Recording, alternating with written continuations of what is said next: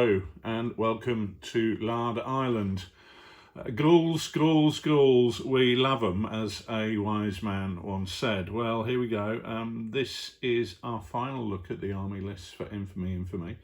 Not our final video. We're going to be going on to some more, looking at figures and looking at some of the support options that you're going to be able to add to your forces and how that's going to happen. So we're going to talk a little bit about the rules and the structure of the campaign system as well. Today we're going to talk about Gauls, but actually not just Gauls, Gauls, Aquitani and Belgae. You've got three types of peoples in the area that we now call France, Belgium and the Netherlands, and they were all very much from Celtic background, as the Britons were, but as we saw, the Britons very much have their own rather unique way of development. So we're looking here right the way across everything from the Helvetii through all the different tribes that were encountered by the Romans, and that's something that we can either see. A lot of people have said, well, the great thing about Caesarian Romans is that you can fight the Gauls, but of course at the level that we're looking at here, you can potentially fight the Gauls with Imperial Romans, because there are going to be, or potentially are going to be, localized uprisings along the lines of Asterix and Obelix, I suppose, but no. So you can really fight anybody against anybody. But let's have a look at Gauls. Once again, with the unit sizes, we'll run through those. There'll probably be no surprises here now. We're seeing that warriors are based in tens, and those warriors could be elite Ambaxtoi, or Ambaxtois, I suppose, being French warriors, who are the guys who are going to be professional warriors. These guys, and let's have a look at the way we're modelling these, because this might be of some assistance. These guys, you can see, predominantly have swords, although some guys are in there, the odd one or two with spears, but swords are very much a high status piece of kit. But unlike the Germans, there's going to be more of them, and also these guys are going to be wearing a lot of mail, because it was actually the Gauls who invented the chainmail that the Romans took on and used as the lorica hamata. So a lot of stuff that the Romans used, in fact, came from Gaul. A lot of the Roman names for cavalry equipment and accoutrements were simply Romanizations of Gallic words, or in many cases just Gallic words used. So the Gauls have a lot as a civilization, and they are somewhat more advanced than the Britons, and really not far behind the Romans. So one of the things you're going to see in the rules is that the Gauls have the capacity to form what Caesar called a phalanx, which many of the accounts refer to as a shield wall or wall of shields. So they are not simply jump up and run down a hill type aggressive in the way that the Germans and maybe even the Britons are as well. So the other type of unit we're going to have as warriors are going to be our regular warriors, and you can see with these guys what I've done is we've got a mix of around 50-50 of swords and spears, and then finally we've got our levy, and what I've tried to do here is use them predominantly with spears, very much as we did with the German warriors, and that enables us to find out, or notice fairly easily on the battlefield which units of which quality, because clearly with people of these period, they're not wearing any kind of uniforms and they all look like they've got granny's pajamas on. So having some way of recognising them on the battlefield can be handy, and I think that's rather more attractive than putting red, blue and yellow stickers on, or whatever we think we want to do. Okay, so there's our warriors. We're also going to look at skirmishers. These are going to come in sixes, predominantly slingers. The historical accounts make a very specific point of Vercingetorix summoning archers to come and join his force when they were besieged in Alesia. And I think one of the things that I've drawn from that, and I know many other historians have drawn from that as well, is that this is unusual. The use of a bow was unusual. So we'll look at that in the support options, but the primary weapon here is going to be the sling. It had two advantages. It it had more velocity and more, well, it had more of an impact anyway, because these guys weren't particularly picking up stones. They were actually casting their shot out of metal, many of which had messages, some rude, some not, on them, cast into them. So effectively, stick this in your pipe and smoke it, you Roman characters, or words to that effect. Cavalry come in sixes. You can see them here, but actually let's have a look at them here. This is probably a better representation of what they're going to look like on the tabletop. We wanted our units to roughly have the same frontage. I'm not precious about that. I'm not overly bothered if one's 11 centimetres and one's 10 centimetres and one's 4 inches. It really doesn't matter that much, but it helps to have them more or less on the same frontage. So what we've done here is we've placed our cavalry in a almost reverse wedge. So we've got 2 at the front with a few stragglers coming up behind. And I think it actually serves to differentiate the serried ranks of squadrons in the Napoleonic Wars with what are effectively a bunch of hairy tribespeople on horseback. So that's what our cavalry are going to look like for our Gallic forces. You are also going to get an option of light Gallic cavalry, and they are going to be also in sixes, so organised exactly the same way. And they would be the mounted stewards who are there to support the nobles. Let's have a look at our forces, and then we can talk about bows and other support options that we're going to have. So we've got 2 types of Gallic army.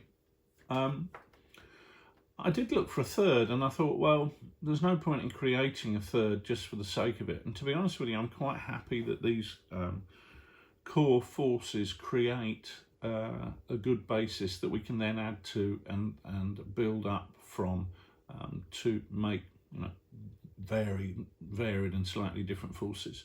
So the first one we name Gauls and Aquitani, and the second one we name Belgae. But thinking about this, I think it's more appropriate to say offensive Gauls and defensive Gauls. So when we look at the Gauls and Aquitani, we'll see that they're predominantly led by a cavalry faction. We've got the main leader of the force there with 2 groups of 6 noble warriors. We've got then we've got 1 group of ambassador warriors in their mail, and backed up by 2 groups of ordinary warriors. Both of those have got status 2 leaders, so 1 specifically for the ambassador and 1 for the 2 groups of ordinary warriors. And then we've got the supernumerary leader with a group of 6 slingers. What you'll also note is that with the cavalry, we've got a base of Gallic stewards. Because these were noble cavalrymen going into action, they would often have stewards accompanying them who would take with them a remount and take with them more ammunition in the forms of fresh javelins and maybe a fresh shield in case the first one was broken in combat.